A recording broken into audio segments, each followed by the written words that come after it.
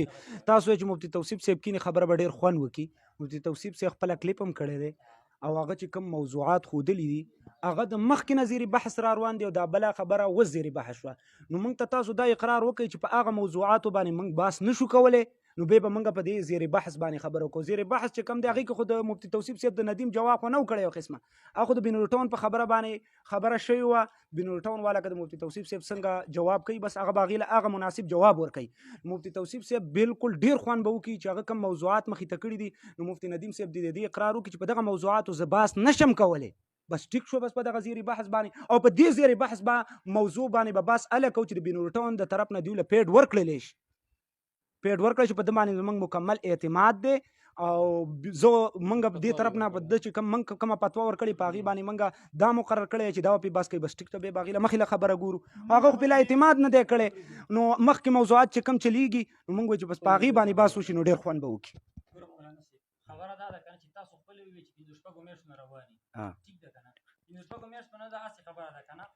تاسو ته هسې ومه وایئ، ما ته پته زه مفتي صاحب سره ناست یم چې کوم کلیپونه کوي پرونی چې کوم کلیپ کوو دې کې زه ورسره وم، دا هسې خبره ده. هسې نه ده که نه؟ هسې مه وایه چټي، ما ته پته ده هسې نه ده.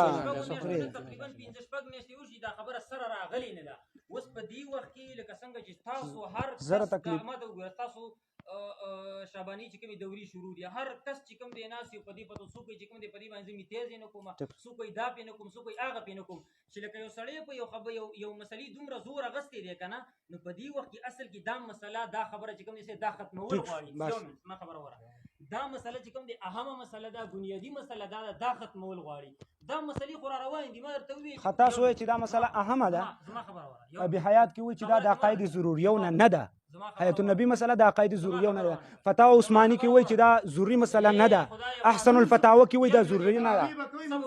یو منټ صبر وکړه، تاسو خپل ځان غم هم درسره نشته، دا غم هم درسره نشته، خپل منځونه هم تباه شو. ګوره دا مولوي صاحب تاسو به ګوره یو منټ خپل ځان منځونه کوئ، د ځان غم اولي لومړی که نه، بیا وروسته د قوم غم وي که نه. ولې د الله بنده خپل ځان غم چې دی نه برابر هغه زه مخاطب کړم او بس څه کوه. بس تا نامو صاحب ته لږ ګزاره وکړه تکړه کېږده مړه برو کې معنی دی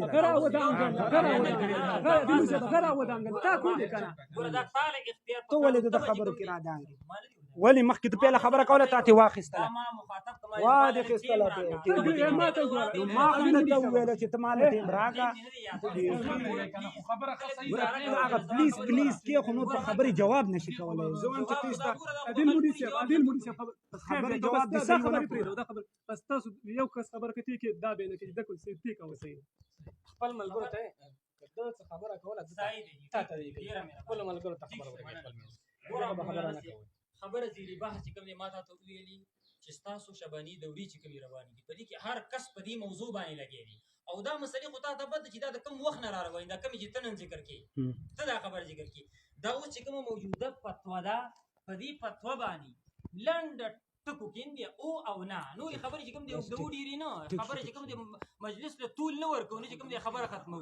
خبره دومره ده چې صرف تاسو کې کم یو کسي په جماعت شاه توحید و سنت دا به نمایندګي په صوبایي سطح باندې په پاکستان په سطح باندې چې کوم یو کس هغه به نمایندګي کوي د خپل جماعت نه او لہذا فتوا چې کوم دی مخکې ذکر ده مسله چې کوم دی ذکر ده بس خبره ختمه شوه. بس صحیح شو چې کوم دی و بټا خبره یو منټ ګوره تاسو دا شعباني دورې روانې دي او تاسو هر یو په دې باندې بحث کوئ. زه دا وایم چې تاسو دا خبره اهمه وه ځکه پې تاسو بحث کوئ. خبره د چا د طرف نه وه هغه خلک موږ ته اهم ښکاره کېده. یو منټ او هر چې دا مسله را روانه ده مونځ کېږي نه کېږي دا خو تاسو د مخکې نه وایي دا خو تاسو د مخکې نه وایي دا خو زړه مسله ده په دې باندې خو زموږ ستاسو سره بحث شوي هم دي او کېږي به هم. نو ستاسو خبره هم زړه ده زموږ خبره هم زړه ده. نوې خبره د چا سره راغلې ده بس نوې کسان به خبره وکړي خبره ختمه نوري سره خبر راغلی نوې خبره د هغې ده اهمیت خو موږ هغې باندې رد کوو موږ په بل چا رد کوو موږ د چا په پته تاسو خو دا خبرې د مخکې نه کولې چې تاسو پسې مونږ نه کېږي ستاسو خبرې له موږ اهمیت نه ورکوو که نه